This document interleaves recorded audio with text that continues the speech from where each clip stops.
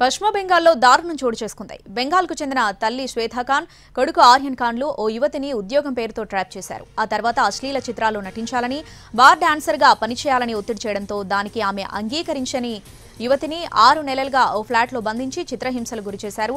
బాధితురాలు వారి నుంచి తప్పించుకుని స్థానిక పోలీసులకు ఫిర్యాదు చేయడంతో ఈ అఘాయిత్య ఘటన వెలుగులోకి వచ్చింది. ప్రస్తుతం ఆమె ప్రాణాపాయ స్థితిలో చికిత్స పొందుతుంది.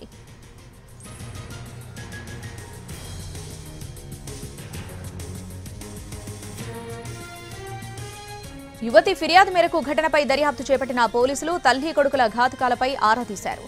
వీరు ఈవెంట్ మేనేజ్మెంట్ ఏజెన్సీ ముసుగులో పోర్న్ వీడియోల రాకెట్ను, దానికి సంబంధించిన ఫిల్మ్ ప్రొడక్షన్ హౌస్ను నడిపిస్తున్నట్లు విచారణలో తేలిందని పోలీసులు వెల్లడించారు. ఇందులో భాగంగానే ఎక్కువ జీతం ఆశ చూపి నిరుద్యోగ అమ్మాయిలను ఉద్యోగం పేరుతో నమ్మించి ఆ తర్వాత అశ్లీల చిత్రాల్లో నటించాలని బలవంతం చేసేవారని చెప్పుకొచ్చారు. 6 నెలల క్రితం 24 ఉత్తర పరగనా జిల్లాకు చెందిన ఓ యువతి జాబ్ కోసం ఫేస్బుక్లో ఆర్యన్ను సంప్రదించింది. హౌరాలోని తమ ఇంటికి వస్తే ఉద్యోగం గురించి చర్చించి ఇప్పిస్తామని చెప్పి యువతిని ట్రాప్లో దించినట్లు వెల్లడించారు. గత 6 నెలల పాటు తనను ఇనుపరాడుతో తీవ్రంగా కొట్టి హింసించారని, 4 రోజులకు ఒక్కసారి భోజనం పెట్టేవాళ్ళని బాధితురాలు పోలీసులకు స్టేట్మెంట్ ఇచ్చింది. ఆమె పరిస్థితి ఆందోళనకరంగా ఉండటంతో వెంటనే ఆసుపత్రికి తరలించి చికిత్స అందిస్తున్నారు పోలీసులు.